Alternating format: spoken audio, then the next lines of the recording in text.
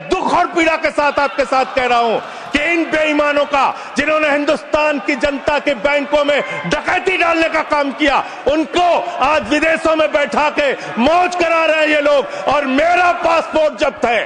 क्या मैं हिंदुस्तान का नागरिक नहीं? दुनिया के अलग अलग हिस्सों में अगर इस देश की बैंकों को लूटने वाले चंद पूंजीपतियों को बिठाने का, मौज उड़वाने का अपराध अगर किसी ने किया है, बड़ा हरामी हो बेटा, तो नरेंद्र मोदी की सरकार ने किया है कि हमारे नागरिकों को अमेरिका ने हाथ में हथकड़ी, पैरों में बेड़ी बांध के हिंदुस्तान की धरती पे पहुंचाया, और आपको शर्म नहीं आई। आप हंस रहे थे, आप मजाक उड़ा रहे थे हमारे नागरिकों का। फालतू की बातें मत करो, फालतू के बातें करना बंद करो। हम लोगों ने टीवी चैनल पे खबर देखी, विजय माल्या आएगा, तिहाड़ के बैरक में रहेगा, यहां पे उसका रोका जाएगा, यहां उसको सजा दी जाएगी। टीवी पर चला रहे थे और ये लोग भी बोल रहे थे विजय माल्या को लाएंगे। 9,000 करोड़ रुपए की लूट करने वाला विजय माल्या आज विदेशों में बैठ के चिढ़ा रहा है। और एक ललित मोदी है, उसने कौन से देश की, संजय रावत जी, मुझे तो नाम में भूल गया, बानुआतू की नागरिकता ले लिया उसने। उसने कहा 1 करोड़ रुपए जमा करो, बानुआतू चलो, बानुआतू चलो। अरे बाप रे, ये तो धोती खोल रहा है। चला गया।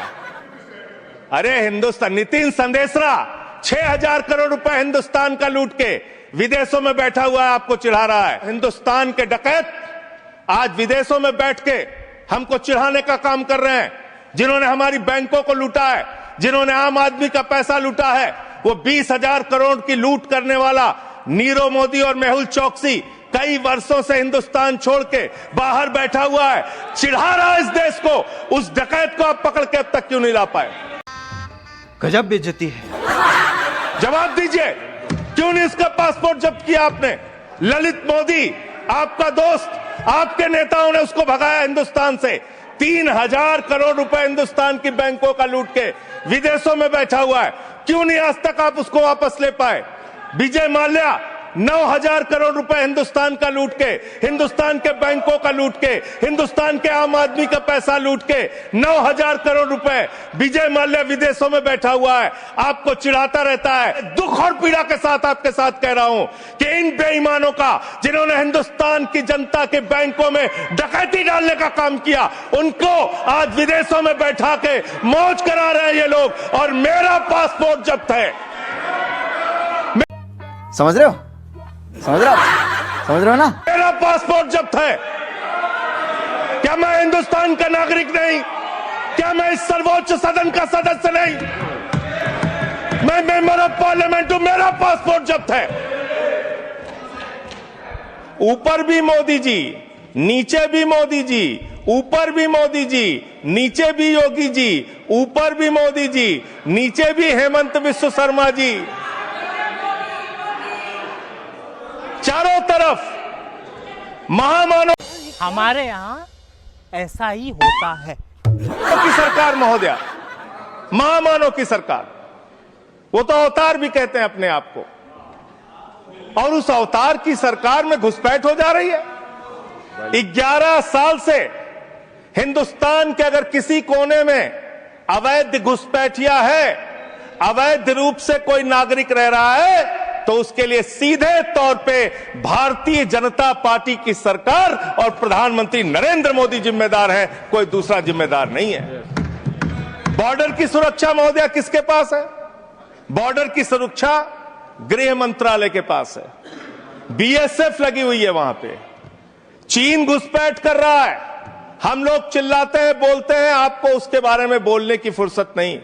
गलवान घाटी में हमारे 20 जवान शहीद हो गए, लेकिन शर्म आती है उस चीन के साथ आपने अपना व्यापार बढ़ाने का काम किया है, हिंदुस्तान का रुपया उन तक पहुंचाने का काम किया है।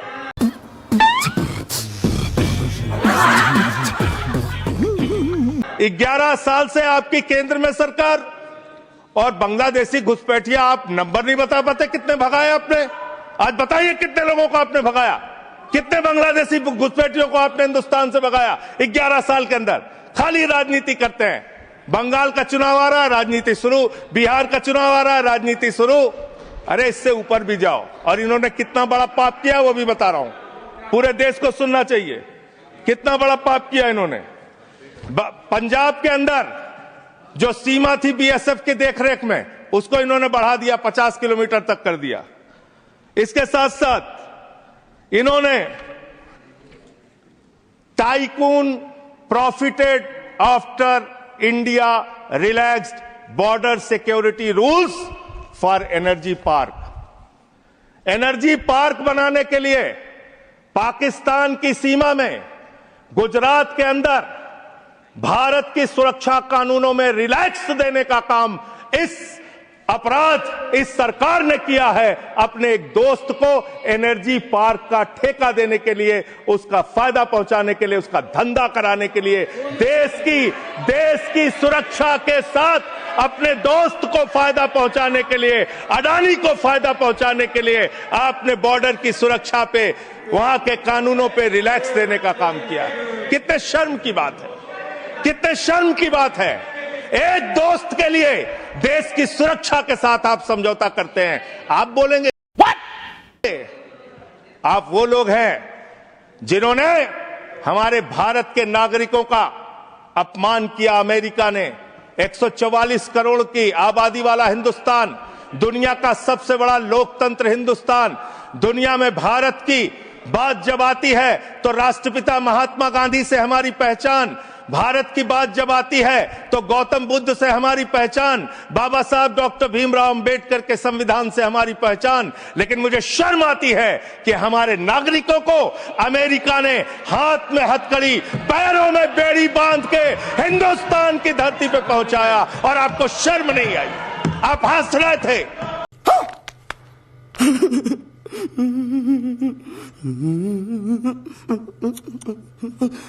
आप मजाक उड़ा रहे थे हमारे नागरिकों का। फालतू की बातें मत करो, फालतू के बातें करना बंद करो। देश के अलग अलग दुनिया के अलग अलग हिस्सों में अगर इस देश की बैंकों को लूटने वाले चंद पूंजीपतियों को बिठाने का, मौज उड़वाने का अपराध अगर किसी ने किया है तो नरेंद्र मोदी की सरकार ने किया है, एनडीए की सरकार ने किया है, आप लोगों ने किया है। आपको बोलने का कोई अधिकार नहीं ये क्या है? सबका समय हो गया। हम राष्ट्रभक्त थे, हैं और रहेंगे। आपसे किसी भी प्रमाण पत्र की जरूरत नहीं है। आप लोगों का इतिहास हिंदुस्तान की आजादी के आंदोलन में गद्दारी का इतिहास रहा है। बहुत बहुत धन्यवाद महोदय।